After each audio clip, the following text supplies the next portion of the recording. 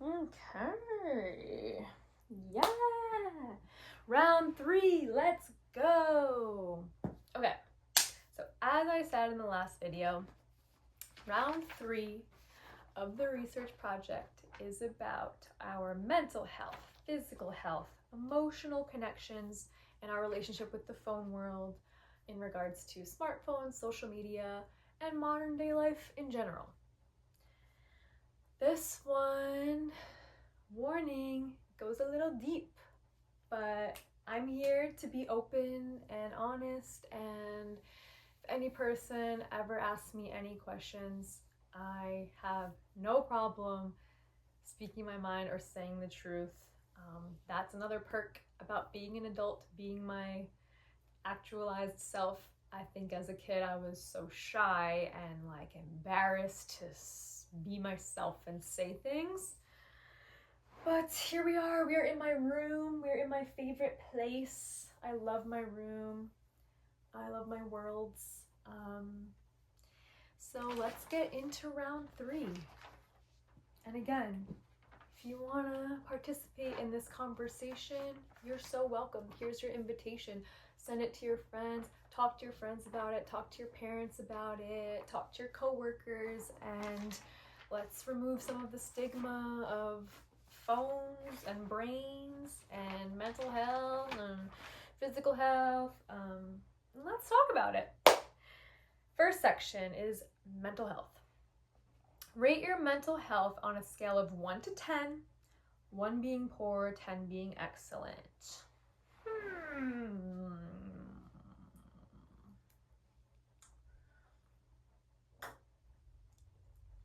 I would give my mental health a 9, I think. Yeah, I would give it a 9. Okay. Number 2, do you experience anxiety? If so, when did it start? Is it generally better, worse, or the same at this point in life as compared to when it started? What makes it worse and what makes it better? There can be 50 videos on that alone, so loaded questions here. Do I experience anxiety? Yes, I do. Definitely less than I used to, but as a kid, it was less than like as an adult. So I guess I would say early adult was my peak anxiety. I mean, I guess I'm still an early adult, kind of, but basically my anxiety started in 5th grade, somewhat, when it was the day before Christmas break in 5th grade. I went in early for math extra help, and I took my answer, my little piece of paper, up to my sweet teacher at her desk to have her check over my answers to see if they were right.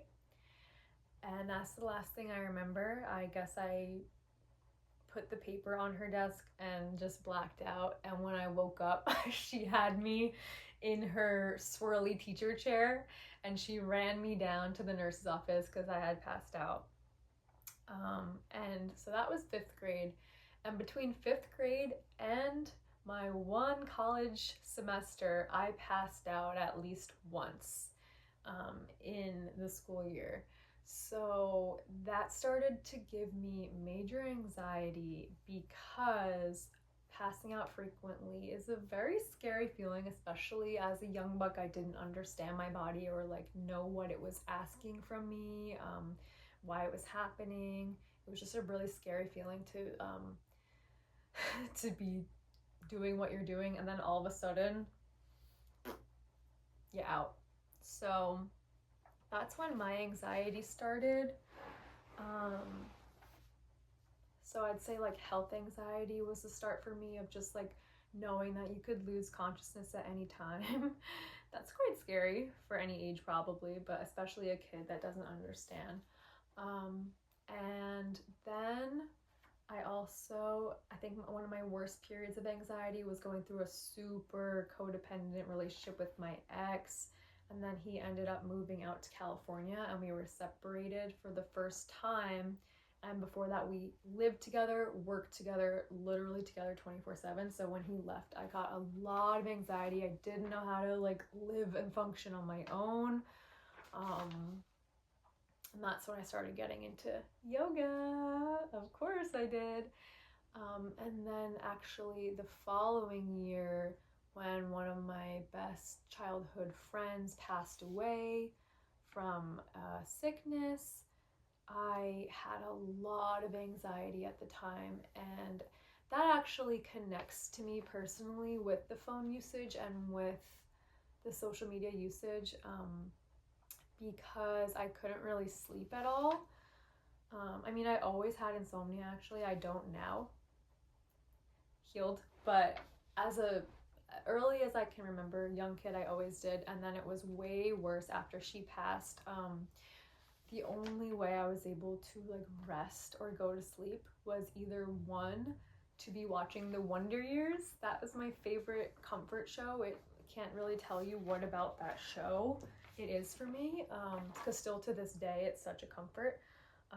But it was like the only thing that could really calm me down. It takes place in the late 60s and early 70s, and it follows the life of Kevin Arnold, who was a middle schooler and then a high schooler, and just his friends and family, and the Wonder Years, aka the times of the 60s and the 70s. It's very comforting to me.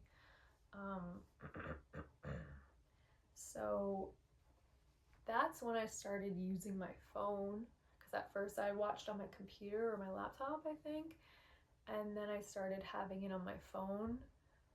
And I would kind of like keep it on and doze off, knowing that that was on, like was able to be the only thing to like help me sleep. And then the other thing that was able to help me was being like on the phone with my friend who also had really bad anxiety at the time, and we would like sleep on the phone, and just somehow that was comforting and helpful. So to answer the question, is it generally better, worse, or the same now? Oh my god, it's so much better, thank god. That's not my life anymore.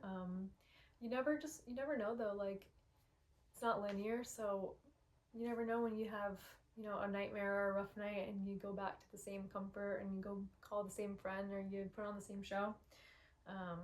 But that was a really rough time in general, so I'm glad that it's not my everyday now. So what makes it worse and what makes it better? You know, being in an unhealthy like body makes it worse. Like if I'm having like a health flare, and or experiencing something really stressful where like my nervous system is just inflamed. And what makes it better is connecting with helpful people that I can trust and rely upon. What makes it better is, you know, having my healthy practices, staying healthy with exercise and nutrition. Okay, I think that answers that. Number 3, do you witness anybody around you, including children, displaying symptoms of anxiety? Why do you think these people are or are not anxious? Okay, yes, I think kids are so much more anxious now than when we were kids or when other generations were kids. I've witnessed the withdrawals they have from like even TV, but also just like iPad or someone's phone, and like in my opinion, it is just like never okay for someone with a brain that small to even be on these things that we are on, because it's like the equivalent of meth to their brain. It's just not something that they have the bandwidth to, like the capacity to process. It's just, if you've seen The Stare, you know what I'm talking about, the zombie stare. It's also different, like TV. Back in the day, there were like long frames, or the material they were watching was like built for, again, like a longer attention span, and now with the frames cutting like every 2 seconds, I can't even take it. So I can't imagine how someone with such a little small brain feels. I think that's the main reason. I think another main reason is that, like, whether it's their parents or people are on such like 24/7 access with the news, and obviously all the news is they pick like certain stories to share for a reason. So there's a gazillion things that happen today in the world, but if you turn on the news, you're going to see the bad, you're going to see the scary, you're going to see the stressful and the doom, and then you're going to think like that's going to affect your worldview. And then the kids are going to internalize that and think that that's the world too. So to anybody watching, turn off the news, turn on your heart and your intuition and your brain. But free will, watch the news if you want. Okay, so number 4, do you experience depression? If so, when did it start? I wouldn't say so much now, but definitely as a kid, like I was saying in the last video, I felt like alone and alienated and very different. Like I just didn't understand, felt a lot of like misunderstood and just out of touch, I guess, with this world. When did it start? Honestly, I feel like that one, I feel like I probably came into the world with it. Like I always just remember like feeling sad, and I think it was probably a thing of like missing whatever life I came from to come to this life, like always a very homesick feeling. And I think just being like, you know, divorced parents and being surrounded by like unhappy people with that limited view. Again, back then we didn't have as much access to other ideals, other ways of living. So I think all of those things, like ancestral lineage, depression for the firstborn, eldest, you know what it is. So at this point it is much better. I wouldn't even say I experience it anymore really at all. I think if I do, I think it's like projection onto someone else. Like I have certain friends who maybe I see like their lives and I feel really sad for them because I feel really blessed and I have such a great life. And sometimes I think like most people in my life also have a great life, but sometimes just the people that tell me that like they feel like a shell of a person and they're so stressed with work or their families or certain like health or life situations that they have to deal with. I think I feel helpless because I want to help them, but at the same time it is everyone's path to, you know, experience what they're here to experience. So that's not really having to do with me, but it is clearly like that's my projection and my view, and maybe that person is happy living that way, and I get a little sad because I like want everyone to be so free and be so happy and be so healthy, and just like feel their best and like live their dreams, you know. So I think that might be the tinge. And then similar question, do you witness anybody around you, including children, displaying symptoms of depression? Why do you think these people are not depressed? Yeah, I think kids, I think a lot of people are depressed, and so a lot of kids are depressed. Like I said, anyone that watches the news, you're going to be depressed. Anyone that's like seeing like their bank accounts being drained or their jobs their hours being cut, like, you know, I think we're in a recession. I don't know if you want to call it an economical recession. We're definitely in like a soul recession right now, but we're also in a, whatever the opposite of a recession is, a grand awakening time, age of Aquarius, you know, all that. So I'd say the kids that are like isolated and like really on their phones, or like their parents, you know, aren't connecting them with other kids, or they don't have like the tools to sit with themselves, the luxury of like not having a phone 24/7. I think that's really depressing, like chemically for the brain. So this is a goodie, number 6. In your experience, is it normal or common for people to feel anxious or depressed? I think it's not. I don't think it's normal, but I think it's normalized, and I do think it's common in our society. I think the types of people that are like plugged in and stuck in the matrix and kind of slaves to the technology or to the circumstances, that feel like really helpless, and that they're kind of like, is what it is, have to do this, don't have a choice type of vibe. is so anxiety and depression inducing. So yeah, it's really normalized, but I don't believe it's normal. I think that our true nature is to be whole and happy and free, and we have to take a look at the rules of society because they started for some reason, and I think that the place we're at now is that it needs a rework. It's the old destroy and rebuild, if you know. Number 7, do you experience any amount of addiction? If so, what are you addicted to? How would you feel if you were forced to go without it for a period of time? Definitely addicted to phone. I feel anxious if I'm without it for too long because I'm worried about who texted or called me or needs me. I'm anxious if I'm out, let's say I'm on a hike in the middle of nature and I don't have my phone.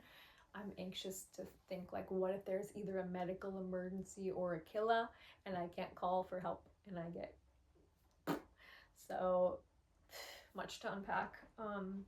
Addicted to, I'd say just phone. Maybe chocolate. I love chocolate. I don't know if it's an addiction. It might be. It really might be. Yeah, I think that's, well, in the summer, I'm addicted to going to the beach. I literally am there every day, and if I can't go, for some reason, I have a lot of FOMO, so I'd classify that as an addiction, but that's seasonal, so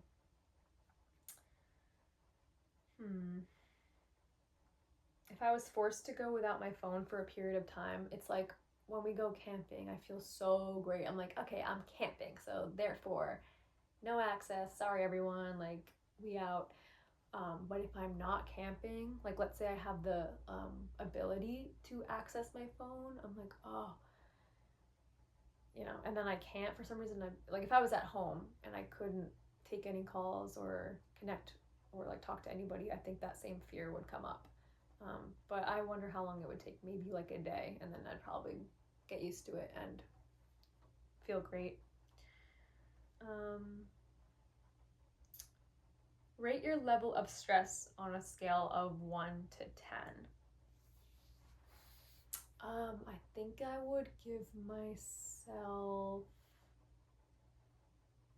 either a 4 or a 5, so maybe a 4.5. Do you believe your level of stress has any correlation to your smartphone/social media usage? Yes, I do. Like I said, when I'm camping, I think my stress is 0.0, surrounded by nature. And when I am on my phone, even if I'm enjoying it, there is a level of stress, just chemically. Okay, that was the mental health section. Good job, we made it. Okay, next section, physical health. Rate your physical health on a scale of 1 to 10. Okay, so I gave my mental health a 9. So I think for my physical health, I would give myself maybe a 7. Yeah, 7.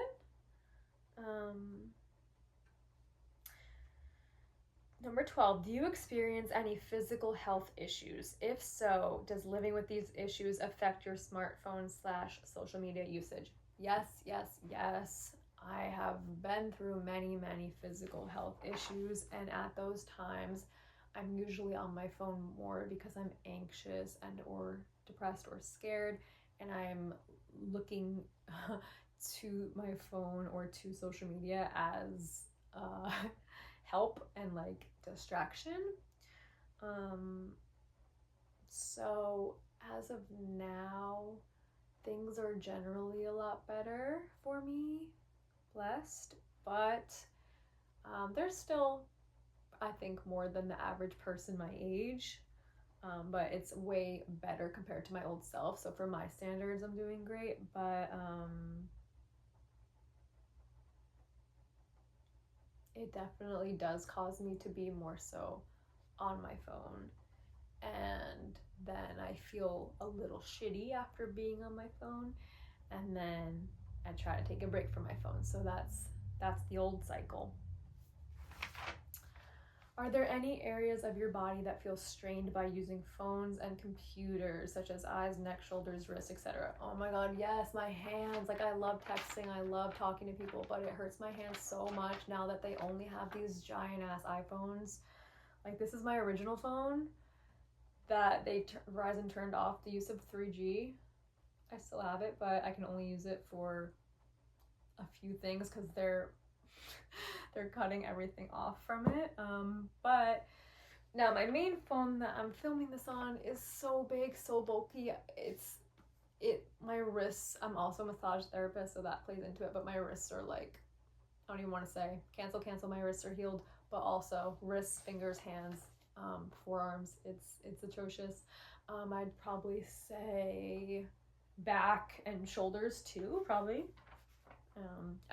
Eyes, of course. Okay. I'm not even going to go into the change that the newer iPhone screen system has compared to the older ones, because that's a whole other topic that gets me riled up. But the light is different and the screens are different. So people like me who do have sensitive eyes can't even spend as much time on it. So it does keep me off more, which is great. And then I also do have these orange blue light blocking glasses, which I wear on a plane or an airport, like any place that it's like crazy assaulting lights. Yeah. 14. What do you fall asleep thinking about? Okay. I'm a fan of Neville Goddard, who is an author from the 30s who was big into manifestation and making your dreams come true. He's just a Pisces man, I'll just say that. And he has this technique called SATS, is the abbreviation, which stands for state akin to sleep. And what that basically means is when you put yourself in that state that's akin to sleep, but it's not quite sleep yet, meaning you're either sitting or laying in a really relaxed position, clearing your mind. You're not yet asleep, but you're on the cusp. And then you picture what you want. So if I want to have a puppy, I would get into this state akin to sleep as I'm falling asleep, and I will visualize the feeling of myself receiving a puppy or having a puppy or walking my puppy. And then from doing that enough times, a puppy will come to me. It works. So if anybody has something that they would like to call into their life, that's one way. So that's typically what I do when I fall asleep. I think of things that I like picture myself healthy. I've healed a bunch of things in my life this way. That's a whole other subject too. But if I'm not intentionally doing that, I think sometimes I'm so tired that I don't even think of anything and I just knock. Sometimes I'm thinking of like what I have to do in the morning or what time I have to wake up, or like if I have to let my dog out at what time, make sure he goes to the bathroom. Or if there's like a situation that's really on my mind, or like a recent experience that I'm still processing, I'll process that. And then the other thing I do is talk to my angels. So I always, every night, I thank my angels for my day. No matter what my day was like, I thank them because it could always be so much worse. And if I'm alive, I'm thanking them too. So that's my answer. 15. What do you wake up thinking about? Normally, I wake up going, no, I want to sleep more, because my morning self gets so abducted and all I care about is sleep. And then once I get up, once I'm cognizant that it's time to get up and I'm awake, I try to shift into like a positive and grateful mood when I remember. And I try to be like, okay, it's a great day. We're going to have a good day. Hey, I talked to my dog, let him outside, get into my morning pages, do my oil pulling, and just by that point, the sleep abduction has left, the sleep abduction monster has left, and I'm a normal person. 16, how many hours of sleep do you get per night? Does this feel satisfactory to you, or do you wish you slept more or less? It comes in ebbs and flows. For summer, I definitely get less sleep. I could use a little more. I probably still average at least 8, but I'm the type of person that needs a little more. I'd say 10 is probably my healthy amount, but I end up usually getting maybe like between 6 to 8. And for summer, that's okay because I refuel in the sun. But in winter, I need more for sure. 17, what do you like to do for exercise? Do you exercise as much as you would like to? Why or why not? No, I don't exercise as much as I'd like to because I waste my time on my phone. And just life. But I like to run, I like to do yoga, I like to swim, I like to rollerblade, ride my bike, go for hikes, calisthenics, sometimes weights and dancing, I'd say, are the exercises that I like. And no, I do not do them as much as I want to. That's a goal. That's an intention that's being set right now. May I exercise more and stick with it. 18, do you currently take medication to improve mental or physical health? If so, how do you feel under the effects of this medication? In what ways do you feel that it is helping you or not helping you? I don't currently take medication. I typically do take supplements in the summer. Sometimes I don't because I feel pretty nourished from the sun and the sea. But in the winter or when I am taking my supplements, I usually take cow liver, which helps my iron and my iron stores and gives me energy. And just pre-cow liver live was unwell. Post-cow liver live is a healthy, happy girl. I usually take like B1, B12, vitamin D, just some vitamins, some magnesium, L-lysine at times, just different supplements, and herbs and teas and tinctures. Oil of oregano and black seed oil are big ones for the winter. 19, what activities do you engage in to keep you mentally and physically healthy? Are you content with the amount of energy you spend taking care of your mental and physical health, or would you ideally like to spend more energy in that area? I would say I am content, but I still would also like to add some more out of love.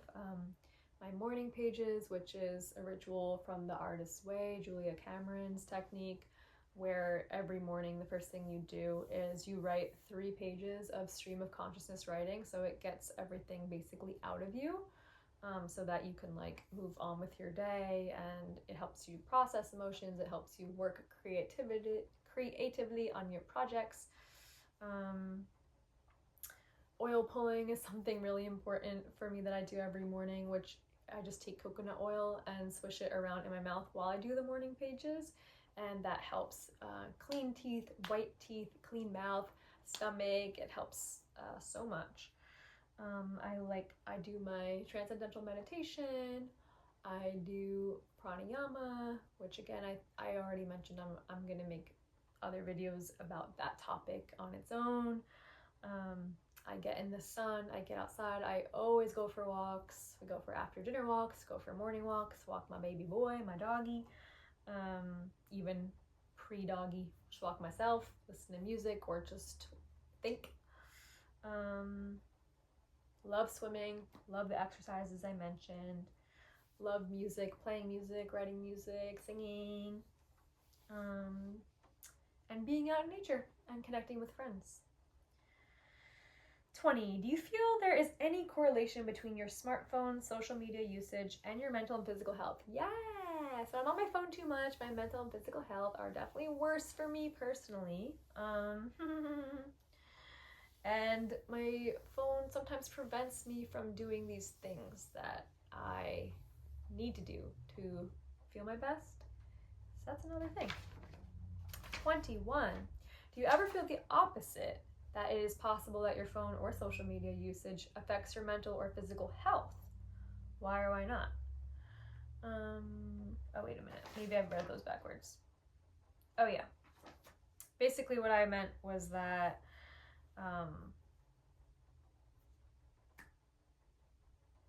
when I'm already mentally or physically flaring up with something,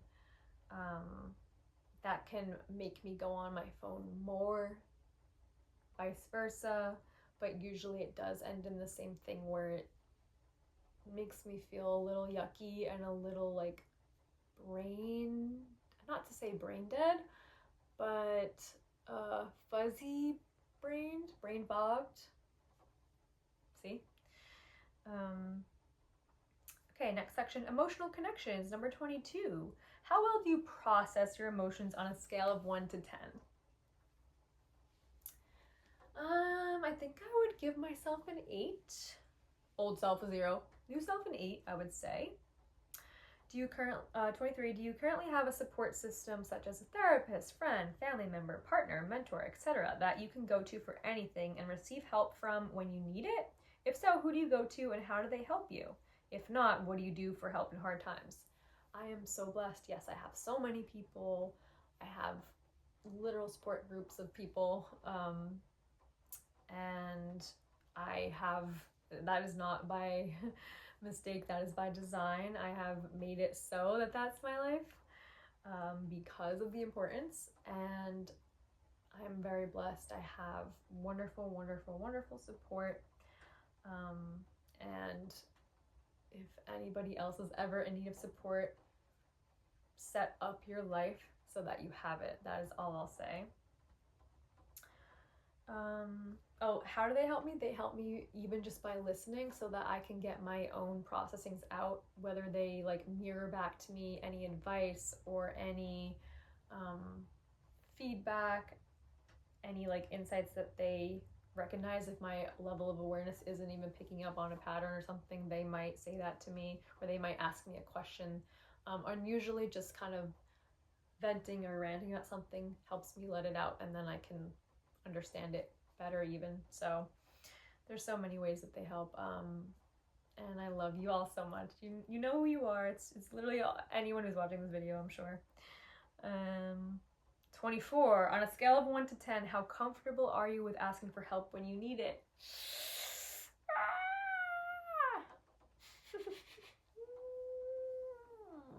Okay, I might give myself like a 4.5 on that one, but again, it used to be like a 0. It's hard. Well, maybe I'll give myself now, okay, maybe like a 5 or even a 6 now that I'm thinking about it realistically. It's hard, but I still do it, so I think that still counts. A lot better at it. Goal is to advance in that area as well. 25, on a scale of 1 to 10, how comfortable are you with expressing your emotions with others? I'd say that one is maybe even less. Yeah, kind of. Okay, so like in my mind, a lot of times I'll want to like express my emotions with someone, but then sometimes there's a block of like it comes out really not how I'm intending, or gets a little lost in the sauce. So I'm working on those 2 things for sure. 26, do you feel it is easier to share your feelings via phone or social media more so than in person? Why or why not? Okay, it depends, but I would say overall, mostly, yes, I do feel that it's easier over phone, because you have that type of barrier. It's less scary. You can kind of send a risky text message and like throw your phone across the room and then like not look at it in a little bit to kill that cringe.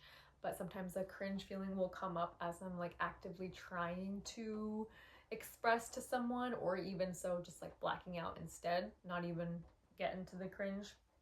Just kind of shutting off before the intention is expressed. So much to unpack. Great awareness, great info, like I always say. 27, does using social media make you feel more connected to people or less? Why? I can really see both sides on this. I would say for me, more because I have a strict boundary and awareness with it. But I think before I had the boundary and discipline with it, I'd say less because it was like an artificial connection and it wasn't real, if you understand what I'm saying. Whereas if you're placated by like being able to experience that sense of artificial connection by like Instagram or something, then that might prevent you from actually reaching out to somebody, actually visiting with somebody, or like asking for help, or just connecting in a real authentic, organic way. But at the same time, sometimes that can be better than nothing. So it's a little bit tricky, and I think each person has to decide from their own awareness and their own standards of what that looks like for them. I got a lot of varying responses to this part. But overall, I'd say more connected because half the people in my life I wouldn't even know without Twitter and Instagram, because like I said, that's how I made so many connections, or maybe I didn't even say that, but half the people in my life, every person I've ever dated has been from either Twitter or Instagram. That's just the way they were sent to me. So it's such a blessing. And I am also a person that randomly finds ways to make friends, and you can't make it up. So it's gonna come how it's gonna come. I'm open to it in any way. But I think overall, more connected for deepening that pool of people, but less connected for the quality of it. More artificial than like a deep, raw, eye contact, person to person, soul in real life, flesh connection. Okay, last section, phone world. How does scrolling online make you feel? For maybe like 2 minutes, I'm like, this is fine. And then anything more than that, I'm like, need a nap, like kind of dead. Too much, overdrive. It feels like my brain gets progress, and then any amount that I scroll kind of undoes that. 29, have you ever found yourself making assumptions about others from social media? If so, like what? In the past, I must have. Like as a young person, I must have, like if somebody posts a picture on vacation, I probably assumed like, oh, they're probably on vacation, which was probably right. But I think the way some of my close friends take it is like if someone's smiling in a picture, they'll assume that means that person's happy. Whereas if I see a person smiling in a picture, usually I can tell if they have dead eyes and if they're like not that happy. But also if I see someone smiling, I don't automatically assume that means they're happy or that they're having a good time. Because I have a bunch of pictures of friends' trips where we're all smiling and then behind the scenes we're killing each other. So I don't really tend to think that way because of my experience in real life. I think sometimes I can assume like a certain type of lifestyle, like if somebody's more wealthy, but I don't believe that that's authentic or true. Just because you post something, it doesn't really mean you have a certain amount of money or a certain lifestyle, but it could. I think for me actually now, maybe if someone's even posting at all, I might assume something about them. Like if somebody even is posting on Instagram, period, doesn't matter what it is, to me that's kind of already a certain category of person who has social media or is online or is posting. So that's something to be aware of for myself. 30. Does using social media ever change the way you feel or think about yourself? Yes, I feel Not like a lot of my friends share how they feel worse about themselves because they're comparing themselves to these things that they're assuming about people, but I feel like wasting my own life by even kind of looking sometimes. Like, I'm like, okay, if I just was on here for 10 minutes, that's 10 minutes of my own life that I wasn't living, and boo to that. So that's how I feel. 31, does using social media ever change the way you feel or think about the world? Yes, I think that sometimes, again, I'm not saying this is right.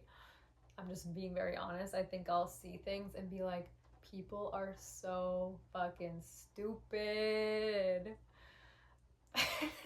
And that's not true.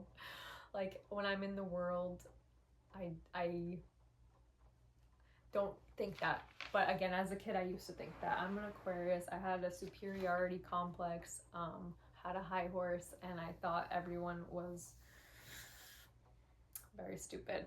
And now I try not to think that way anymore, because at the end of the day, I don't think anyone's stupid. If anything, I think they may be like manipulated by tech or fake news, and things that they see online that are just not real, unfortunately. But I don't think it's stupid. I think it's pretty much expected that people fall into these traps these days, and I have compassion and understanding for it. Other than that, other than thinking things are stupid and things are bad, I think it sometimes gives me more hope and more possibilities because I see different ways that people are living. So it expands my reality, and I can understand more.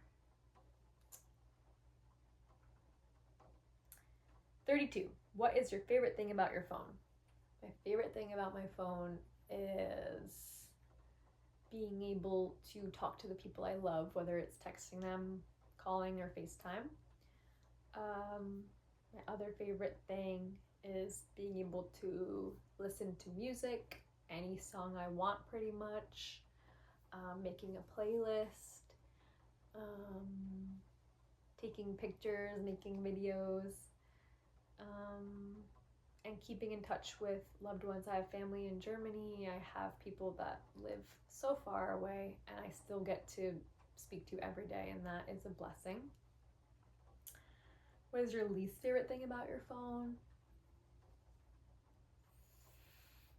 Just the way my brain feels as a result of owning a phone and using a phone. Yeah. What is your favorite thing about social media? The element of bringing everybody together and uniting thoughts and beliefs and ideas, and inspiring myself, inspiring people by seeing positive things. What is your least favorite thing about social media? That it has the power to abduct all the people I love and take them away from me in real life. That's my least favorite thing. 36. When do you feel your happiest? When I'm swimming in the sun, naked, with all my friends, out in nature, frolicking, eating natural, organic, tasty, delicious, homegrown food, and being so present and aware and happy. When do you feel your healthiest? I think same answer. But also then when I am physically exercising and using my brain in a deep and fulfilling way. 38. When do you feel the most loved?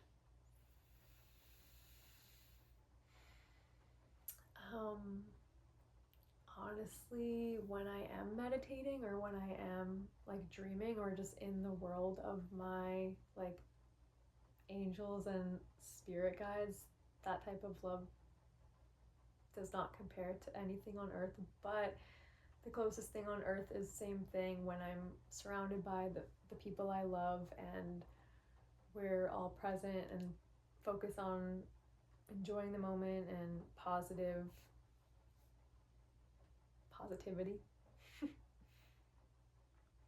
Okay, these are fun. Fill in the blank. People would be happier if. For me, I think people would be happier if we were all naked, living in nature and around animals and plants and in a body of water. Or just if, I think people would be happier if, more societal version, if they were able to express their feelings or just share what's on their mind and be honest and unapologetic. People would be healthier if they used their phones less, if they got outside more, if they took a break from constant stimulation. The world would be a better place if everybody understood that we are all just walking each other home. We are all on the same team. We are all alive together on Earth for such a short amount of time. And so there's no reason to do anything that doesn't make you happy. My life would be better if. I think my life would be better if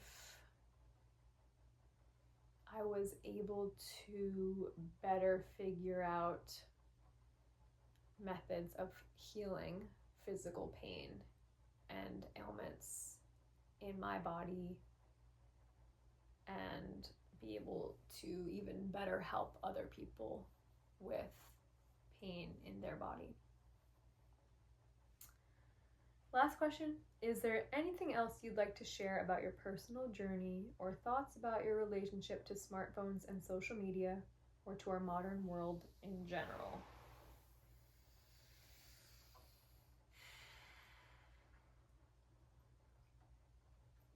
I think that awareness is the first step, and acceptance comes with that. So I think taking away shame, taking away judgment, and just simply noticing how things make you feel, noticing how you feel around certain company, around certain technology, around certain people, around certain activities and places. All these things have different vibrations, and things that you resonate with will depend on your vibration too. And then that depends on what you want for yourself and what you're content with. So I would just encourage everybody to sit down and really think about what you really want your life to look like. Not even focusing on the how that would happen, but focusing on the what. Meaning like, well, I don't know how I would do it, but I would love to take more vacations. Or meaning, I don't know how I would make a whole new group of friends, but I would love to have some really good friends that I can count on. And I think focusing on the what is the important part, and the universe will always take care of you and will always fill in the how. And for myself, practicing my willpower and my discipline and my boundaries are really something that I've come to value, and I would encourage you to think about what you value and how in tune you are with living that to that full expression of what you want. I would encourage you to see what your standards are and then even take it a notch higher. And just remembering how temporary and how short our time on earth is, and like, if you're okay with scrolling for 5 years and sleeping for 5 years and living for 6 years, like whatever that ratio is for your age and your life, think about what you're okay with, what is ideal for you, what is acceptable for you, because that's how this came about for me. I would encourage everybody to start some conversations, say some things that you mean, and be your authentic self, be vulnerable, and watch how other people respond and react, and watch how things in your life change.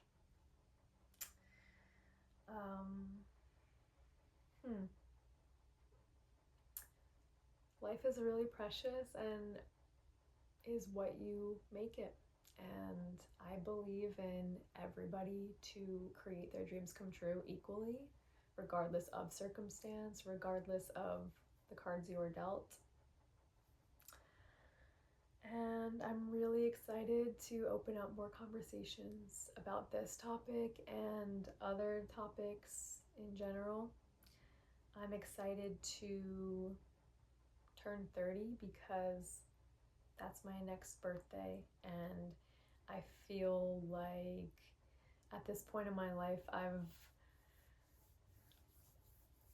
figured a lot out and compared to my old life. And I want to celebrate that. I want to enjoy life as much as possible, and I want other people to join me if they want to. I really appreciate everyone who's taken the time to listen, and especially those who have taken the time to reflect for themselves. I think that is what living on Earth is about. So I'll leave this at that. Thank you again so much for watching. I genuinely appreciate everyone who is alive. And there will be much more to share, believe you me. So I'll say goodbye.